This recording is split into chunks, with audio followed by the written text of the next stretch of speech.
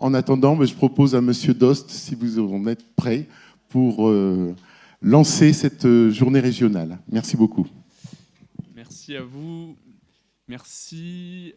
Alors, je vois pas mal effectivement de têtes connues, mais je ne vais pas me lancer dans une liste protocolaire parce que justement, je risque d'oublier quelques personnes. Je tenais simplement à vous dire bienvenue dans cette maison départementale du Conseil départemental de la Gironde. Je suis heureux de voir que 2 mois après un forum que l'on a tenu ici même avec le département qui s'appelle Vieillir ensemble, qui est une séquence que l'on organise chaque année, qui avait pour thème cette année le thème des aidants, on puisse avoir une poursuite de ces travaux, puisque, d'après moi, c'est un thème suffisamment important pour qu'il puisse être enrichi avec justement des visions qui peuvent être complémentaires. Un mot que disait M. Glaise, que j'excuse ce matin, Jean-Luc Glaise, président du département de la Gironde, que j'excuse ce matin et que j'ai l'honneur de représenter. Ce qui importe désormais, c'est de rendre les aidants visibles et de leur donner les moyens de prendre votre juste place dans la société. Car c'est un peu le paradoxe, alors qu'un Français sur 6 environ se déclare aidant, dont l'adresse, qui évalue à 9,3 millions le nombre de personnes apportant une aide régulière à un proche en situation de handicap ou de perte d'autonomie, ce statut d'aidant est très peu reconnu en droit. C'est aussi un statut qui n'a pas de profil type. On parle en effet d'aidant familial, d'aidant naturel, d'aidant informel ou encore de proche aidant. Les aidantes et les aidants ont de nombreux visages, mais n'ont pas de profil type. On peut être aidant en étant retraité, on peut être une personne active, on peut être jeune. Il y a même des aidants qui sont écoliers, collégiens. On a des parents, des épouses, des époux, des membres de la famille. Bref, on peut avoir à peu près tous les visages pour être aidant. Et c'est peut-être la difficulté de reconnaissance de ce profil. Et je trouve que c'est une piste là de réflexion intéressante sur cette notion de reconnaissance et de visibilité du statut, qui est de lui donner finalement un visage, d'arriver à lui donner un visage.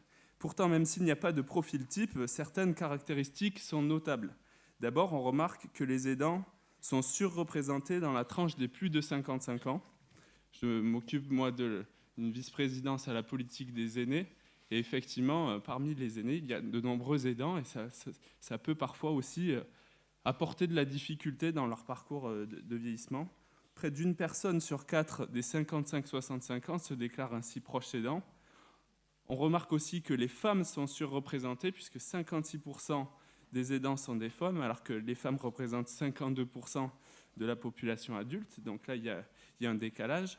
On remarque enfin que les aidants sont majoritairement des conjoints des enfants, puisque 8 proches aidants sur 10 sont conjoints ou enfants, donc sont des très proches familiaux, ce qui laisse deviner en filigrane le risque d'isolement chez les personnes dépendantes sans conjoint et sans enfants. Et là aussi, c'est un axe important sur lequel on travaille, nous, côté département, cette question de l'isolement des personnes âgées sans justement proches aidants directs.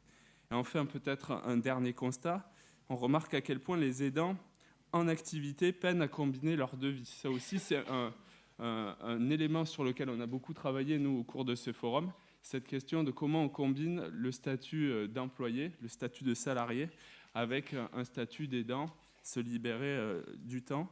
Les taux d'absence non prévus des salariés aidants est ainsi 40% supérieur à celui des autres salariés, et un tiers des aidants de l'échantillon a dû anticiper son départ à la retraite du fait de l'aidance. Donc on voit bien l'impact que ça peut avoir dans sa vie de travailleur, de salarié, d'employé, quand on mixe ça. Voilà. Peut-être un dernier point pour dire qu'au-delà des statistiques, c'est aussi le statut d'aidant, et c'est peut-être ce qui fait son profil type, c'est la notion émotionnelle. Je l'ai été, comme beaucoup de personnes, je pense, ici. C'est une expérience qui touche, c'est une expérience forte, c'est une expérience personnelle qui peut laisser des traces aussi. Et je pense que là aussi, c'est une piste de réflexion, se dire qu'au-delà des statistiques, des dispositifs, on a quelque chose qui touche à l'émotionnel, qui est assez particulier à ce statut. En tout cas, voilà, je vous souhaite de bons débats. La question du répit est également une question importante qu'on a, nous, esquissée, mais qui mérite clairement une journée de travail. Donc voilà, je vous souhaite de bons travaux et puis encore une fois, bienvenue à la Maison de Gironde.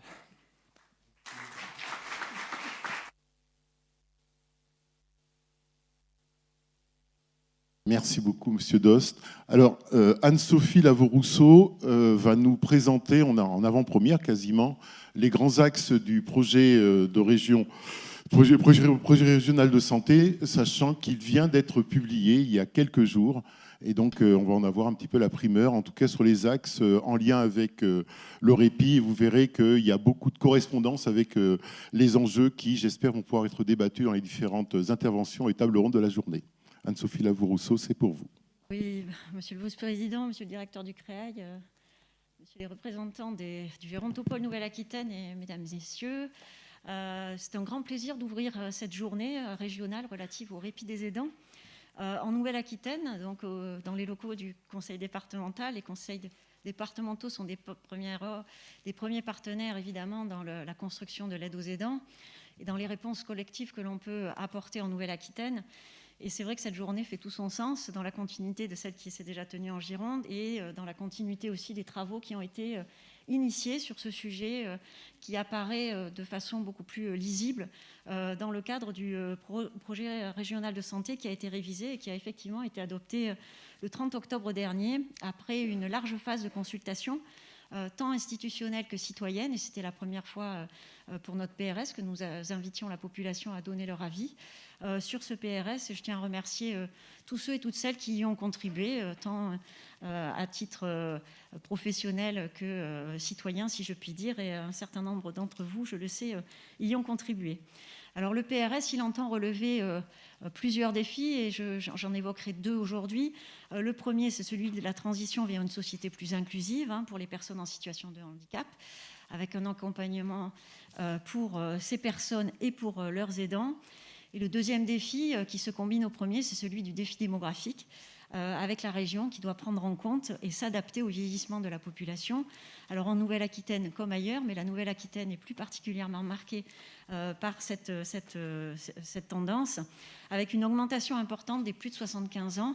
Et je donnerai juste un chiffre au sein de la population générale, puisqu'en 2027, ils représenteront plus de 14% de la population de Nouvelle-Aquitaine. Donc c'est un poids qui est important. C'est un poids qui ne doit pas faire peur, mais c'est un poids auquel on doit s'adapter collectivement et y répondre. Et pour y répondre, on doit également prendre en compte la place des aidants. Parce que réussir ces défis, que ce soit celui de la transition inclusive ou que ce soit celui de la transition démographique, cela veut dire prendre en compte le rôle prépondérant que jouent les aidants dans les accompagnements au quotidien des personnes en situation de handicap, des personnes âgées ou en situation de maladie invalidante. Parce que, Romain Dost l'a dit, nous pouvons tous, à tout âge, être aidants, c'est-à-dire accompagner et soutenir un proche. Et les aidants sont désormais identifiés comme un enjeu au sein des politiques d'autonomie, mais je dirais plus largement au sein de nos politiques de santé publique. Car devenir aidant, c'est une responsabilité, mais c'est aussi une charge très lourde, à la fois physique et mentale. Donc c'est pour cette raison-là que les aidants, et j'y reviendrai dans quelques minutes, ont vraiment pris une place plus marquée et plus lisible au sein des politiques publiques. Et en 2023, en Nouvelle-Aquitaine, les aidants représentent environ plus de 800 000 personnes adultes et plus de 42 000 personnes mineures, ce que l'on donne les jeunes aidants qui sont confrontés donc à la maladie ou au handicap d'un proche. Donc au niveau national, des avancées notoires en termes de droits et d'offres de services ont été réalisées depuis la loi de 2015 relative à l'adaptation de la société au vieillissement, qui a pour la première fois reconnu la notion d'aidant, mais qui a également permis le soutien aux actions d'accompagnement des proches aidants, notamment par les CFPPA, qui sont aussi des partenaires de premier ordre dans les réponses que l'on peut apporter sur le territoire aux aidants confrontés à la perte d'autonomie. Et c'est également la première stratégie nationale, vous le savez, de 2020 à 2022, de mobilisation interministérielle qui s'appelait Agir pour les aidants, qui a été la première avancée et politique nationale qui a fait converger un certain nombre d'actions très concrètes. Alors au cours de cet après-midi, la nouvelle stratégie Agir pour les aidants 2023-2027, qui a été présentée à la journée des aidants d'octobre dernier au niveau national, vous sera présentée par la DGCS, qui sera représentée par Madame Diane Genet et Oriane Moussion, De même que les travaux menés par l'IGAS, qui sera représenté par Madame Faugier-Magnan, et que je remercie d'avoir accepté de participer à cette journée régionale pour partager avec vous les enjeux nationaux et les ambitions que portent ces nouvelles stratégies nationales. Alors, quelques mots sur les orientations qui sont inscrites au sein du PRS et qui visent à renforcer et à diversifier les solutions d'accompagnement et de répit en faveur des aidants. Alors, 3 objectifs prioritaires sont identifiés et qui sont en cohérence avec la stratégie nationale qui a été publiée finalement postérieurement à nos travaux, et ça nous rassure, on est tout à fait en synergie et en cohérence avec ces orientations désormais nationales, et qui nécessitent d'être travaillées bien sûr en coordination avec l'ensemble des partenaires mobilisés dans l'aide aux aidants. Je pense aux conseils départementaux, mais également au CAF, au CARSAT et à l'ensemble des membres des CFPPA qui contribuent à la construction de réponses. Alors, le premier objectif, c'est mieux repérer, orienter et soutenir les aidants. Et il s'agira de façon concrète d'améliorer dans les territoires le repérage des aidants, notamment celui des jeunes aidants, de développer la paire aidance et de valoriser leur expertise d'usage. Ce sujet a été également évoqué rapidement par Romain Dos, mais c'est vraiment un sujet qui est important, reconnaître l'expertise des aidants qui connaissent, qui peuvent parler de ce qu'ils vivent et qui ont vocation à pouvoir le partager avec d'autres. Et avec un enjeu majeur dans ce premier objectif qui sera de simplifier l'accès à l'information et aux droits. C'est un axe fort qui a été rappelé par la ministre Berger lors du lancement de cette nouvelle stratégie nationale. Et ça sera aussi un des enjeux, cette simplification de l'accès aux droits et à l'information, qui sera au cœur donc, du service public départemental de l'autonomie que nous aurons à construire dans quelques mois avec nos partenaires institutionnels. Ce que je voulais dire sur ce premier objectif, c'est que nous pouvons aussi nous appuyer en Nouvelle-Aquitaine sur les 24 plateformes de répit en direction des aidants qui sont confrontés à la perte d'autonomie, qui sont déjà positionnés dans les 12 départements et qui ont été renforcés en 2023, qui constituent des services ressources et qui pourront voir leur mission élargie dans le cadre de stratégies territoriales qui sera concertée en premier lieu avec les conseils départementaux et avec l'ensemble des partenaires. Le deuxième objectif de notre PRS, qui est inscrit au PRS concernant les aidants, concerne le renforcement de la structuration d'une offre de répit qui soit plus territorialisée pour soutenir la vie à domicile. Alors là encore, il s'agit de solutions très concrètes. Ça passe tout d'abord par l'augmentation du nombre de places en accueil temporaire et en établissement, que ce soit des places d'accueil de jour, d'hébergement temporaire, d'accueil de nuit. Aujourd'hui, ça représente à peu près 5% des places en EHPAD, c'est les dispositifs de répit en termes de places. Et sur le champ du handicap adulte, c'est 10%. Donc on sait que les besoins sont bien supérieurs. Les données que l'on commence à traiter maintenant avec un outil d'information qui met en relation, si je puis dire, l'offre et la demande qui est via trajectoire et auquel on incite tous les établissements à utiliser de façon très régulière, nous permettent de voir que les besoins à satisfaire sont encore importants. Et la stratégie nationale, vous le verrez cet après-midi, a vraiment mis un axe important sur l'augmentation du nombre de places dédiées au répit dans les établissements. Deuxième solution concrète, c'est la continuité d'accompagnement dans les établissements de l'enfance. On sait très bien que voilà, beaucoup de structures fonctionnent sur des rythmes scolaires ou avec des périodes d'ouverture qui mettent parfois en difficulté les familles. Et nous avons besoin de travailler sur la continuité de l'accompagnement. Donc il n'est pas question que tous les établissements de l'enfance ouvrent 365 jours sur 365. Il est par contre question qu'au niveau territorial, une offre soit structurée en coopération, en collaboration, qui permettent de garantir une réponse qui sera différente en fonction des territoires, mais qui permettra de répondre aux besoins des aidants et aux enfants en situation de handicap qui nécessitent un accompagnement renforcé, y compris pendant les périodes de fermeture des établissements. Troisième solution concrète, c'est le développement des solutions de relayage, de répit à domicile, qui doivent être adaptées aux différents besoins. Il peut s'agir de situations d'urgence ou de crise, mais il peut aussi s'agir de fermeture d'établissement, comme je le disais. Bref, ce relayage et ce répit à domicile, ça correspond à une réelle demande des aidants. C'est ce qui est remonté de nos travaux au niveau régional, mais bien plus largement au niveau national. Donc il faut que nous arrivions à trouver les moyens de développer ce type d'offre et surtout de travailler aussi à la solvabilisation, puisqu'il y a bien sûr un sujet de solvabilisation financière de ce type de dispositif. Enfin, comme solution concrète, j'évoquerai également le renforcement de l'offre de loisirs et de vacances pour les aidants et les personnes aidées. Toutes les PFR, donc les plateformes de répit en Nouvelle-Aquitaine, sont déjà missionnées pour travailler à améliorer le recours à ce type de solution. Et c'est aussi un axe fort de la nouvelle stratégie nationale. Alors, le troisième objectif de notre PRS, c'est en fait l'amélioration du recours à l'ensemble de ces dispositifs en travaillant à lever les freins qui font qu'aujourd'hui encore, certains dispositifs existent et sont finalement faiblement utilisés par les familles. À innover aussi, innover sur des solutions qui répondent le mieux aux besoins, plus en proximité dans chaque territoire, et en travaillant aussi sur l'aller vers pour justement répondre aux besoins de territoires qui sont dépourvus d'offres de répit et où il est nécessaire de travailler sur des dispositifs plus souples, certainement plus itinérants aussi, qui permettent d'apporter la solution au plus près des familles et de leurs aidants. Donc pour rendre plus lisibles les dispositifs existants qui sont en plein essor dans les différents départements et sous des formes variées, l'ARS du coup a confié au CREAI une étude sur des lieux des offres de répit des aidants de proches en situation de handicap qui vous sera présentée au cours de cette journée. Et c'est une étude qui sera effectivement partagée avec le Gérontopole parce qu'il nous paraissait important quand on est dans une logique de porter les politiques de l'autonomie, de pouvoir aussi croiser le regard avec ce qui existe sur le champ plutôt du grand âge et avec l'ensemble des dispositifs qui ont été également développés sur ce champ-là. J'ajoute que le Gérontopole travaille également sur la question des freins au recours aux dispositifs de répit et notamment en identifiant ou travailler sur les conditions de réussite à l'implantation de nouvelles offres de répit dans les établissements, parce qu'on voit qu'il ne s'agit pas de créer des places d'hébergement temporaire.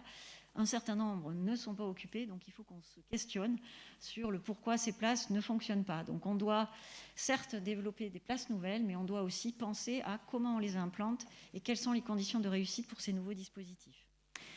Alors, si les crédits, quel levier financier à l'ARS pour travailler sur ces sujets-là? Les crédits médico-sociaux classiques qui sont issus de la loi de finances de la sécurité sociale et qui viennent financer les établissements. Donc, ça nous permet en Nouvelle-Aquitaine de financer les places de répit, mais également les plateformes de répit, par exemple. Et on aura, du coup, grâce à l'impulsion de la dernière stratégie, la possibilité d'ouvrir des plateformes supplémentaires de répit en Gironde, mais également des antennes supplémentaires dans les Landes et dans les Deux-Sèvres, en accord avec les conseils départementaux, bien entendu. Mais également, on finance dans ce cadre de ces crédits médico-sociaux l'ouverture des établissements. Alors, pas forcément sur des crédits pérennes, en tout cas, on y travaille, mais au moins pour que les établissements qui structurent une réponse territoriale puissent être accompagnés et financés dans ce cadre-là. Alors, je parlais des crédits médico-sociaux, qui sont les crédits classiques de financement des établissements, mais je tiens aussi à souligner l'engagement de l'ARS sur les actions qui pourraient être portées par les associations pour proposer des solutions qui sont issues des territoires, issues du droit commun, à partir des centres de loisirs, à partir des associations d'aidants qui existent. Et pour vous donner un ordre de grandeur, en 2023, ce sera 500 000 € au niveau du fonds d'intervention régional qui sera mobilisé pour soutenir des actions tant en direction des familles de personnes en situation de handicap que du grand âge. Donc on a vraiment une mobilisation qui dépasse, si je puis dire, les crédits médico-sociaux un peu classiques dans une logique vraiment de mettre au cœur de nos priorités cette question des aidants dans notre politique régionale. Alors plusieurs exemples de dispositifs souples et innovants qui ont pu être proposés dans le cadre justement déjà de financement acté, souvent en cofinancement avec de plusieurs partenaires, je tiens à le dire également, seront présentés au cours de cette journée. Je tiens à remercier l'ensemble des intervenants, représentant les aidants bien sûr, mais également les associations, les organismes gestionnaires.